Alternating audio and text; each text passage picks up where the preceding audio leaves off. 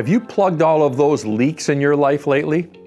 Hey friends, it's Pastor Mike from Fellowship Church. Always love to connect with you midweek. Hope you had a wonderful holiday weekend. As you can see, I had a little difficulty, had an accident on my bicycle. Everything is fine, little bumped and bruised, but appreciate your prayers. That question again, have you plugged all of those leaks in your life?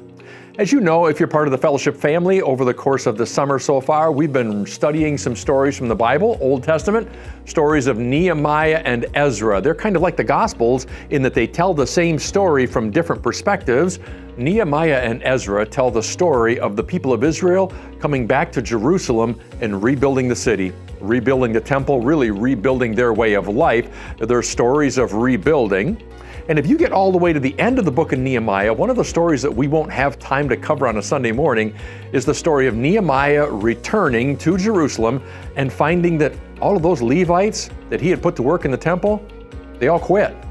They all quit their work in the temple and they were back farming again. They went back to their fields. So Nehemiah gave them this incredible vision for ministry and all the things he wanted them to do. Stay in the temple, minister, do the work of the Lord. And after a while, they just kind of quit and went back to their fields. Why? Well, because before Nehemiah showed up, they were in the fields, they were farming. So people tend to kind of go back to the things they used to do. I don't know about you, but I've seen it in my own life. I see it in other people's lives. When people make a significant life change, if they don't protect that new direction in their life, at some point in time, they'll just drift back to where they were before. That happens in a lot of different ways in life, and it certainly happened with the Levites in Nehemiah's day. He gave them this new vision for serving the Lord, and after a while, well, I don't know, Nehemiah's gone. Maybe they got bored. Maybe there were obstacles to serving, and they just went back to farming again.